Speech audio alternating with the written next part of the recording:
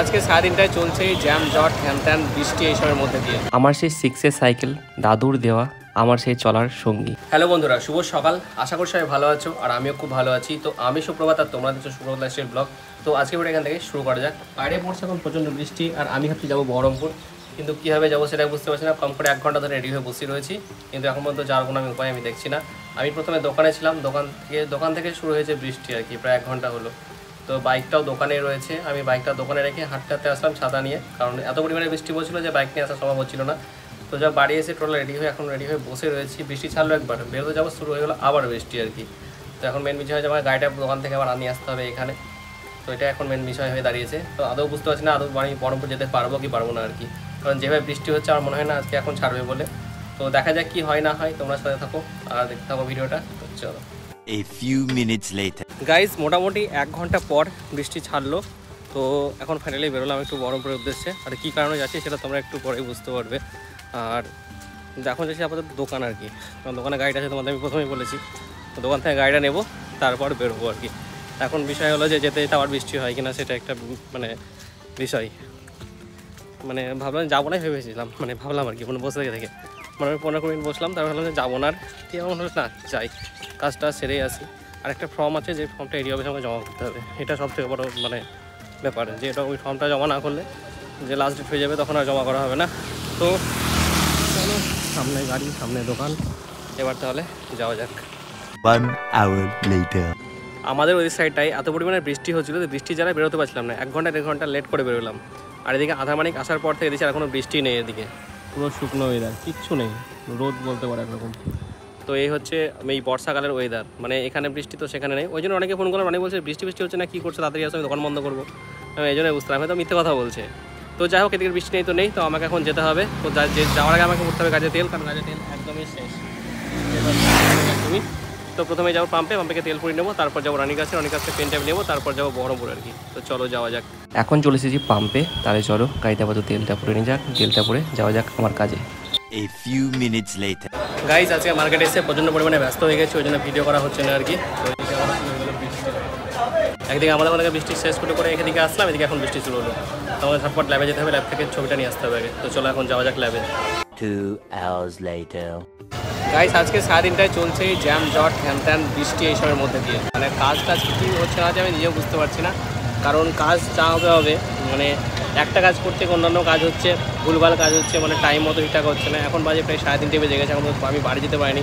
দোকান কখন খুলবো আমি সেটাই ভাবছি আর কি। আর এদিকে শুরু হয়ে গেছে প্রচণ্ড পরিমাণে জ্যাম, একটা র্যালি বেরোচ্ছে, পার্টির একটা র্যালি।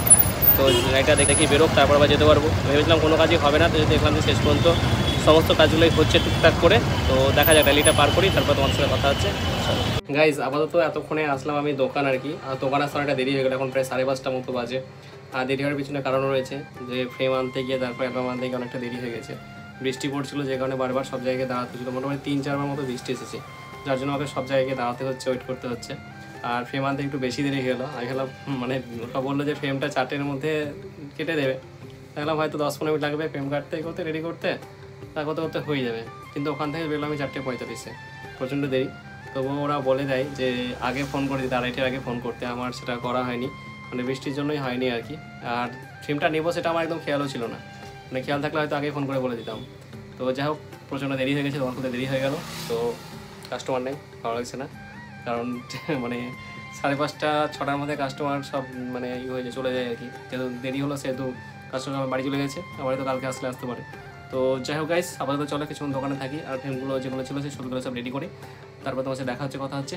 চলো গাইস, কালকের পর আমার আর ভিডিওটা কন্টিনিউ করা হয়নি, তো আজকে এখন থেকে ভিডিওটা কন্টিনিউ করছি। তো এখন বাজে বেলা 12টা, আর এখন দোকান বন্ধ করে চলে এসেছি একটু পাড়ার দিকে আর কি। তো পাড়া থেকে যাওয়া ভাবছি, কিন্তু আমার কাছে নেই গাড়ি, আমার কাছে আছে সাইকেল। তো সাইকেল নিয়ে যাবো এখন, কারণ গাড়িটা নিয়ে বাবা গেছে কোথাও একটা। তো এরপরে আমাকে একটু যেতে হবে লোকপুরে একটা দোকানে যাব, সেখানে কিছু কাজ আছে। আমার নিজের একটা ইচ্ছে ছিল একটা কিছু করার, তো ফাইনালি হয়তো সেটা পূরণ হতে চলেছে। তো সেটার বিষয়ে নিয়ে কথা বলতে যেতে হবে আর কি। তো ইচ্ছে বলছিল বলতে আমার অলরেডি আমার জিনিসটা আছে, কিন্তু তবু আমাকে একটা করতে হবে, এরকম একটা ব্যাপার আর কি। তো সেই জন্য সেই ইচ্ছেটা পূরণ করতে আপাতত কথা বলতে যেতে হবে সেই দোকানে আর কি। তো কী বিষয়ে কী ইচ্ছে বা কিছু সমস্ত কিছু তোমরা এই ভিডিওর মাধ্যমে জানতে পারবে। এটা না জানতে পারলেও পরেরটা জানতে পারবে শিওর আর কি। তো যাই হোক, দেখা যায় যদি যাই তাহলে তো অবশ্যই জানতে পারবে। তো চলো আপাতত কিন্তু এখন এখান থেকে যাওয়া যাক পাড়ার দিকে, পাড়ার থেকে ঘুরে আসি, তারপর দিকে যাবো, বাবা আসুক তারপরে, কারণ ওটা দূরে। আর আজকে নিয়ে চলেছে আমার সাইকেল আর কি। এটা হলো আমার ক্লাস 6-এর সাইকেল, যে সাইকেলটি আমাকে আমার দাদু গিফট করেছিল।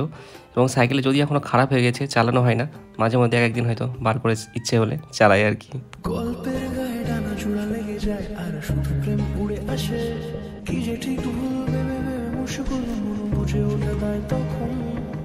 তো গাইজ আপাতত আমার সাইকেল ছেড়ে এখন গাড়ি নিয়ে চলে এসেছি আমাদের পাড়ার মন্দিরের সামনে। এখানে বসে একটু আড্ডা মারবো, একটু গল্প করবো, একটু মজা করবো, আর কি করবো, আর কিছু করবো না। তো যাই হোক, এখানে কিছুক্ষণ বসি, আড্ডা দিই, দেন তোমার সাথে কথা হচ্ছে, কথা আরও হবে, অনেক কথা হবে। वाह क्या सीन है। অনেক রকমের কথা হবে তোমাদের সাথে, দেখতে পাচ্ছ গাইজ, এখানে ছবি তুলছে। গাড়ি হটো সামনে থেকে।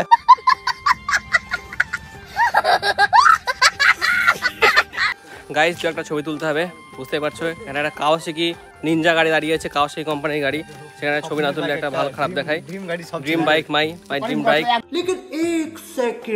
কাওয়াসাকি। জানি আমি কাওয়াসাকিতে পা পাবো না ঠিকঠাক ভাবে, शाबाश बेटा, बहुत बढ़िया मुन्ना। কিন্তু আমার ড্রিম বাইক যেহেতু, সেহেতু তোমাদের আমি বাইকটা দেখাচ্ছি। আর দেখো মালিক, বাইকের ওনার, কাওয়াসাকির মালিক, বিরাট বড় লোক ছেলে। এরা কি বলবো, এদের বিজনেস আছে একটা, প্রতি মাসে আইফোন কিনছে। এরা বিজনেস করে, এরা বিজনেস প্লেয়ার। গাইজ এরা এই হচ্ছে আমাদের পাড়ার মোড়লের নাতি, মোড়েলাতে রাজমন্ডল। কি কোয়ালিটি গাড়িটা একবার চালাতে পেতাম। কার নাতি? হ্যাঁ কিং করা লাতে কিং করা। এটা যদি একবার চালাতে পেতাম খুব ভালো হতো। এই একবার আমার ছবি একটা হটো হুইলি মারবো হটো হুইলিটা মারি। গাইজ তোমরা কি বাইকটা দেখতে যাও? এই হুইলি মারবো। গাইজ তোমরা বাইকটা দেখতে যাও, দেখাচ্ছি। গাইজ এখন কাওয়াসাকি গাড়ি পেয়ে গেছি, এখন এই গাড়িটা এখন সামনের চাকা তুলবো, এরকম করে সামনে জায়গা তুলবো। তো সামনে জায়গা তুলে দে, এরকম গাইজ সামনে জায়গা তুলছি। ব্রেকাতে উঠবে। এরকম গাইজ সামনে জায়গা তুললাম। मारो मुझे मारो नहीं ये मजाक हो रहा है, एक सेकंड यार मजाक हो रहा है। পড়ে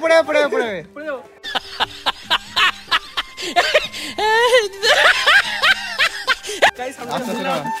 গাইজ দেখতে পাচ্ছ? এই হয় সামনে জায়গা তুললাম। মালিকের বুকে পাথর পড়ে গেছে, মিচি হাসছে, ডিপ্রেশনে হাসছে। গাইজ সামনে জায়গা তুললাম, কিন্তু গাড়িতে কোনো রকম চাবি ছিল না। এই গাড়িটা এখানে লাগালে হবে না, ওইখানটা লাগাতে হবে, ভালো ছবি আসবে। शाबाश बेटा, बहुत बढ़िया मुन्ना। না ক্লাস চলে চলে কাওয়াসাকিতে এটা তো গাড়ি ওরে থাকো। মাই গড, কাওয়াসাকি থাম ব্যান্ড। লে ছবি তুলে ভাই হটো ভাই।